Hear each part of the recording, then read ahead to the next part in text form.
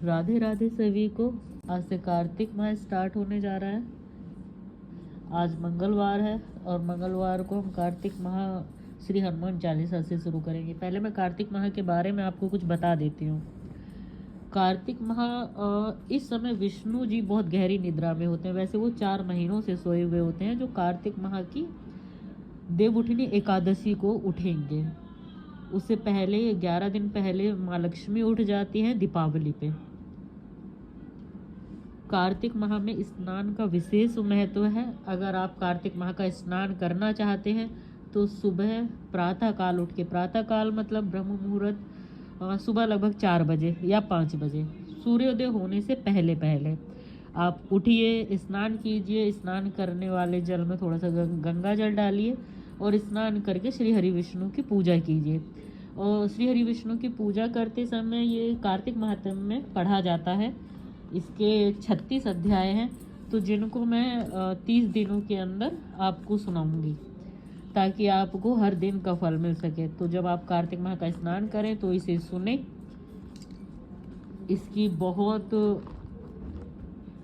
इसे सुनने से विशेष कृपा मिलती है।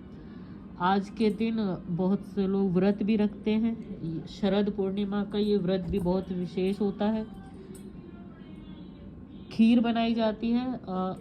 मैं वैसे तो वीडियो अभी डाल दूंगी, तो जिसको वीडियो अभी मिल जाए रात को खीर बना दीजिएगा और उसे चंद्रमा की रोशनी में रख दीजिएगा। कहा जाता है कि शरद पूर्णिमा पे चंद्रमा 16 कलाओं से परिपूर्ण होता है। रात को अमृत की वर्षा होती है, तो जो उस खीर में मिलती है, सुबह को उसी खीर का भगवान विष्णु को भोग लगाएं और सभी भोग के रूप में उसे लें, प्रसाद के रूप में। चलिए कार्तिक माह स्टार्ट करते हैं। बीच बीच में जो भी बहुत ज़्यादा उपयोग होगा वो मैं आपको बताती रहूँगी। तो हनुमान चालीसा से शुरू करते हैं, क्योंकि ये जो पाठ है मंगलवार को सुबह पढ़ा जाएगा, तो इसीलिए मैं हनुमान चालीसा से शुरू कर रही हूँ। कार्तिक माह में तुलसी की विशेष पूजा की जाती है, तो पूरे महीने सुबह को तुलसी की पूजा अवश्य करें और तुलसी की आरती भी ज़रूर गाएं। और जो दिन पढ़ता रहे उस दिन उस भगवान का चालीसा ज़रूर अध्ययन करें। अगर आप सुनना नहीं चाहते हैं लेकिन पढ़ना चाहते हैं तो उसके लिए मैं ये चीज़ें बता रही हूँ कि जिस दिन जो हो, जैसे बुधवार को गणेश जी का, सोमवार को शिव जी का, शुक्रवार को माँ दुर्गा का, भगवान विष्णु का, हनुमान जी का, शनि का, इन चालीसाओं का पाठ आप ज़रूर करते रहें। फिर कार्तिक माह के महात्म्य का पाठ करें। फिर श्री हरि विष्णु की आरती करें, जगदीश जी की। फिर तुलसी की पूजा करें और तुलसी की आरती करें। और सुबह 4 बजे स्नान कर लें गंगा जल डाल के। ये पूरे नियम बना लीजिए। बस यही कार्तिक माह का महात्म्य है। क्योंकि गंगा जल इसलिए डाला जाता है क्योंकि भगवान विष्णु इस महीने में पानी के अंदर सोए हुए थे, ताकि उनकी विशेष कृपा हम पे बनी रहे। लक्ष्मी माँ की पूजा जरूर कीजिएगा, क्योंकि इस कार्तिक माह में लक्ष्मी माँ की विशेष कृपा सब पर बरसती है, जो कर लेगा पूजा। चलिए ठीक है, हम शुरू करते हैं। श्री हनुमान चालीसा। श्री गुरु चरण सरोज रज, निज मन मुकुर सुधार। बरनौ रघुबर बिमल जसु, जो दायक फल चार। बुद्धिहीन तनु जानिके, सुमिरो पवन कुमार। बल बुद्धि विद्या देहु, मोहि हरहु कलेश विकार। जय हनुमान ज्ञान गुण सागर, जय कपीस तिहु लोक उजागर। राम दूत अतिलुत बल धामा, अंजनी पुत्र पवन सुत नामा। महावीर विक्रम बजरंगी, कुमत निवार सुमित के संगी। कंचन बरन बिराज सुबेसा, कानन कुंडल कुंचित केशा। हाथ वज्र ओ ध्वजा बिराजे, कांधे मूंज जनेऊ साजे। शंकर सुवन केसरी नंदन, तेज प्रताप महाजगबंदन। विद्यावान गुणी अति चातुर, राम काज करबे को आतुर। प्रभु चरित सुनबे को रसिया, राम लखन सीता मन बसिया। सूक्ष्म रूप धरि सियहि दिखावा, विकट रूप धरि लंक जरावा। भीम रूप धरि असुर संहारे, रामचंद्र के काज सवारे। लाए सजीवन लखन जियाए, श्री रघुबीर हर्ष उर लाए। रघुपति कीन्ही बहुत बढ़ाई, तुम मम प्रिय भरतहि संभाई। सहस बदन तुम्हरो जस गावे, अस कहि श्रीपति कंठ लगावे। सनकादिक ब्रह्मादि मुनिषा नारद सारद सहित अहिसा जम कुबेर दिगपाल जहाँ ते कवि को बिद कही सके कहाँ ते तुम उपकार सुग्रव ही कीना राम मिलाए राजपद दीना तुमरो मंत्र विभीषण माना लंकेश्वर भय सब जग जाना जुग सहस्र योजन पर भानु लिल्यो ताहि मधुर फल जानो प्रभु मुद्रिका मेल मुख माही जल्दी लांगी गए अचरज नाही दुर्गम काज जगत के जेते सुगम अनुग्रह तुम रहते ते राम दुआरे तुम रखवारे होत न आज्ञा बिनु पैसारे सब सुख लहे तुम्हारी शरणा तुम रक्षक काहू को डरना आपन तेज सम्हारो आपे तीनों लोक हाँकते कापे भूत पिशाच निकट नहीं आवे महावीर जब नाम सुनावे नासे रोग हरे सब पीरा जपत निरंतर हनुमत बीरा संकट ते हनुमान छुड़ावे मन क्रम वचन ध्यान जो लावे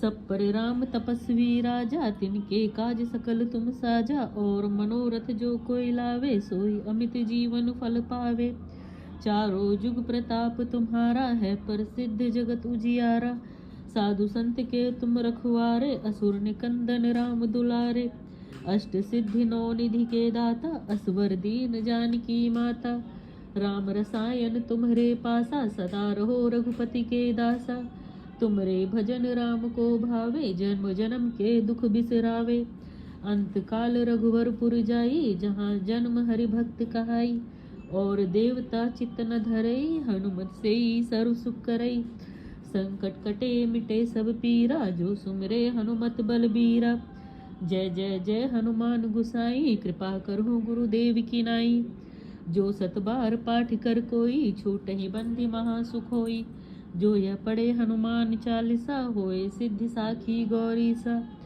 तुलसीदास सदा हरि चेरा कीजे नाथ हृदय में डेरा पवन तन संकट हरन मंगल मूर्त रूप राम लखन सीता सहित हृदय बसहु सुरभूप। वैसे तो आप चाहें तो हर मंगलवार हर शनिवार को हनुमान चालीसा का पाठ अवश्य करें, जरूर करना चाहिए। मैं संकट मोचन हनुमाष्टक का भी पाठ करती हूँ। आप किसी भी संकट में हैं, किसी भी भ्रम में हैं, किसी भी शत्रु के जाल में है, किसी भी चीज़ का भय है आपको, तो आप हनुमाष्टक का पाठ जरूर पढ़ें और बजरंग बाण का। आपके बहुत जल्द वो क्लेश खत्म होंगे। हाँ, संकट मोचन हनुमाष्टक। बाल समय रवि भक्ष लियो तब तीनों लोक भयो अंधियारो ताहि सो त्रास भयो जग को यह संकट काहू सो जात नटारो देवन आन करी विनती तब छाड़ी दियो रवि कष्ट निवारो को नहीं जानत है जग में कपि संकट मोचन नाम तिहारो बाली की त्रास कपीस बसे गिरी जात महाप्रभु पंथ निहारो चौकी महामुनि शाप दियो तब चाहिए कौन विचार विचारो के द्विज रूप लिवाए महाप्रभु सो तुम दास के शोक निवारो अंगद के संग लेन गए सिए को खोज कपीस कह बेन उचारो जीवत ना बचियो हम सोजू बिना सुधिलाए यहाँ पग उधारो हेरी थके तट सिंधु सबे सब लाए सिया सुधि प्राण उबारो रावण त्रास दई सिय को तब राक्षसी सो कहीं को शोक निवारो ताही समय हनुमान महाप्रभु जाए महारज नीचर मारो चाहत सिय अशोक सो अगिसु दे प्रभु मुद्रिका शोक निवारो बाण लग्यो उर लक्ष्मण के तब प्राण तजे सुत रावण मारो ले ग्रह वैद सुसेन समेत तबे गिरि द्रोण सुबीर उपारो आनि सजीवन हाथ दई तब लक्ष्मण के तुम प्राण उबारो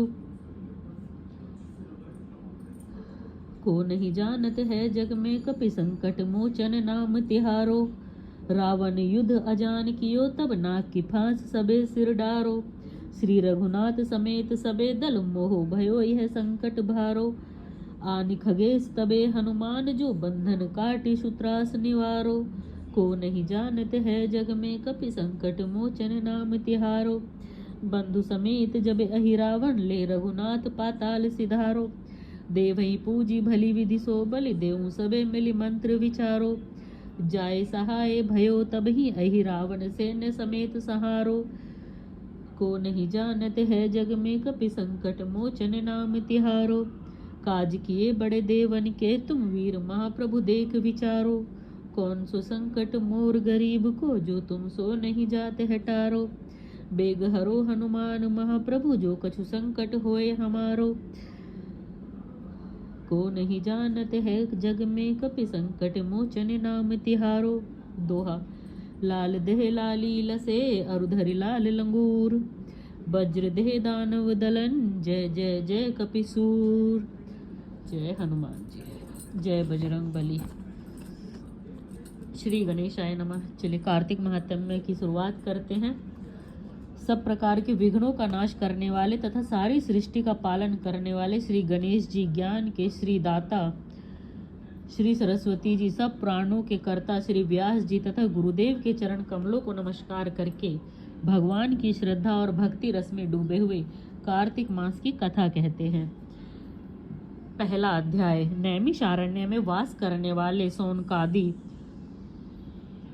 88,000 ऋषियों ने श्री सूत जी से कहा, हे ब्राह्मण, आप हमारी इस घोर कलयुग से रक्षा करने के लिए कोई सरल उपाय बताएं। उनका यह प्रश्न सुनकर श्री सूत जी कहने लगे कि हे ऋषियों, भगवान के चरणों में तुम्हारी अटल भक्ति देखकर मैं तुमसे कार्तिक महात्म्य की कथा कहता हूँ, जिसके सुनने मात्र से मनुष्य के सब पाप नाश होकर वैकुंठ में वास होता है। आप सावधान होकर सुनिए। एक समय नारद जी ब्रह्मलोक में जाकर सारे जगत के कर्ता श्री ब्रह्मा जी से विनीत भाव से पूछने लगे कि हे पितामह, कृपा करके कोई धर्मोपदेश की ऐसी सुंदर कथा कहिए जो सब पापों का नाश करने वाली हो।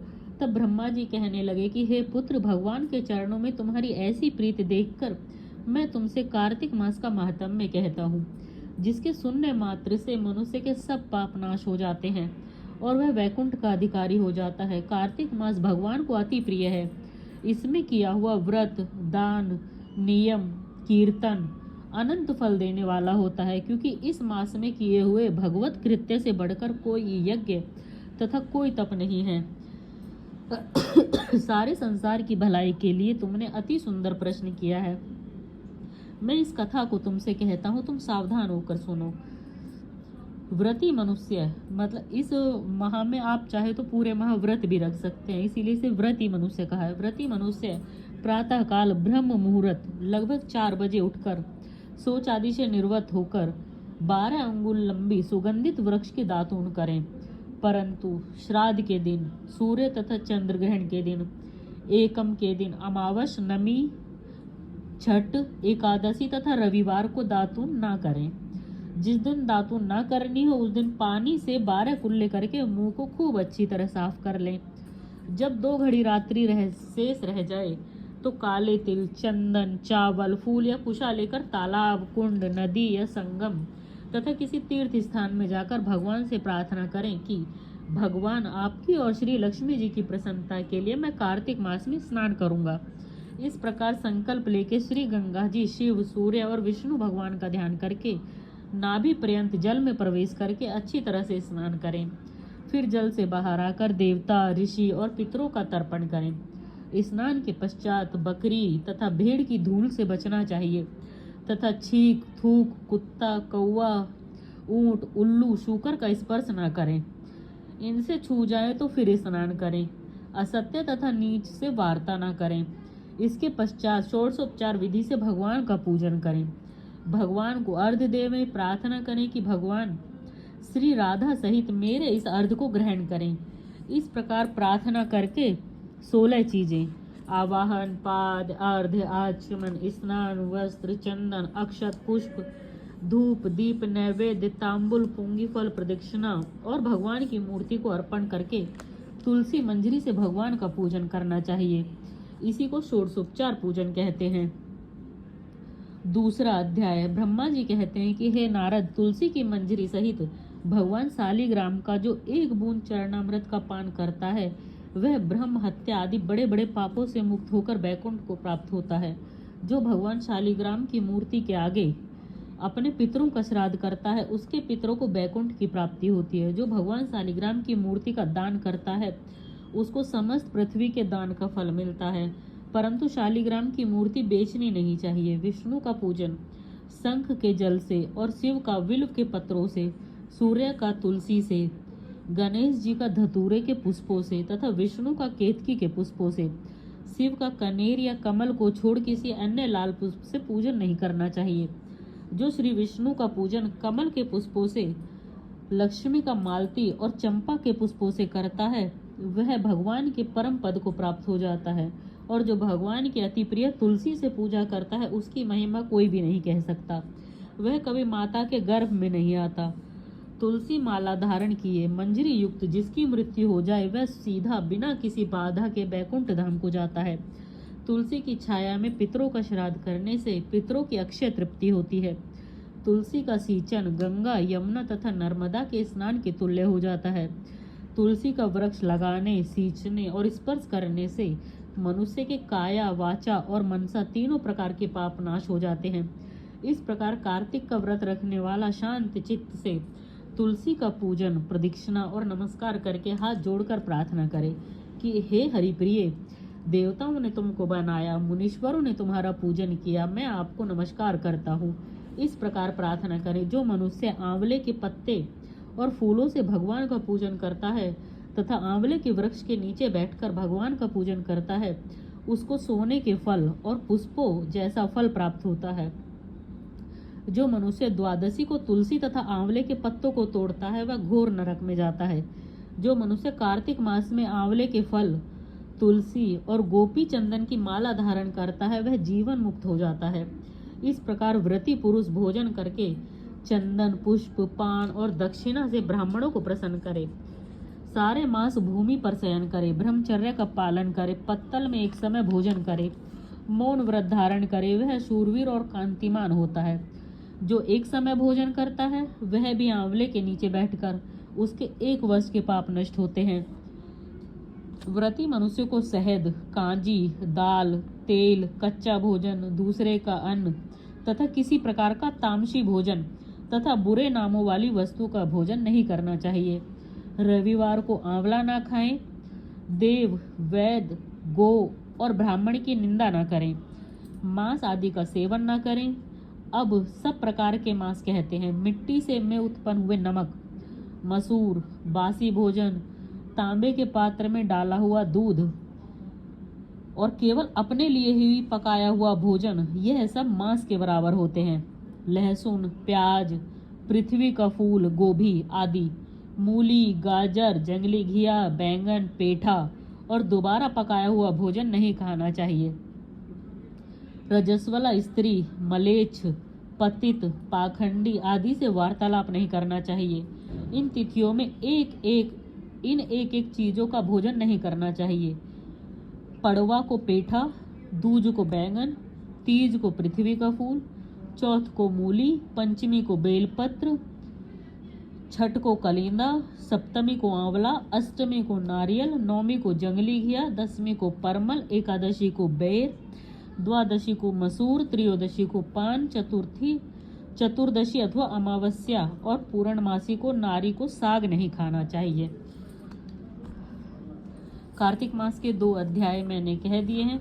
कोई भी चीज़ आप अगर भूल रहे हो तो उसे दोबारा से सुन सकते हैं कि किस दिन क्या क्या नहीं खाना चाहिए, क्या खाना चाहिए। ये सारे नियम कार्तिक मास के हैं, अगर आप पूरे कर सको तो।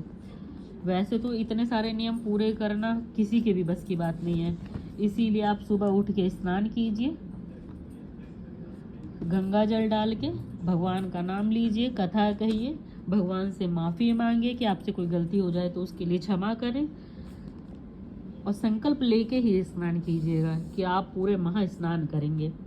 जब तुलसी जी की पूजा करें तो उसकी मैं आरती आपको बता देती हूँ, उस आरती का पाठ करें। आरती श्री तुलसी जी की। जय जय तुलसी माता, सब जग की सुखदाता वरदाता। जय जय तुलसी माता, सब योगों से ऊपर, सब रोगों के ऊपर, रुज से रक्षा करके भवत्राता। जय जय तुलसी माता, बटपुत्री हे श्यामा, सुरबल्ली हे ग्राम्या, विष्णु प्रिय जो तुमको सेवे सो नर तर जाता। जय जय तुलसी माता, हरि के शीस विराजत, त्रिभुवन से हो वंदित, पतित जनों की तारणी विख्याता। जय जय तुलसी माता, लेकर जन्म विजन में आई दिव्य भवन में, मानव लोक तुम्ही के सुख संपत्ति पाता। जय जय तुलसी माता, हरि को तुम अति प्यारी, श्याम वरण कुमारी, प्रेम अजब है उनका तुमसे कैसा नाता। जय जय तुलसी माता, जय जय तुलसी माता। इसके बाद आप जगदीश जी की आरती करें और फिर इसे समाप्त करें। संकल्प अवश्य लें। जो जो स्नान कर रहे हैं कथा पढ़ें, नहीं पढ़ते हैं तो सुन लीजिए। फ़ोन में बहुत विकल्प आते हैं।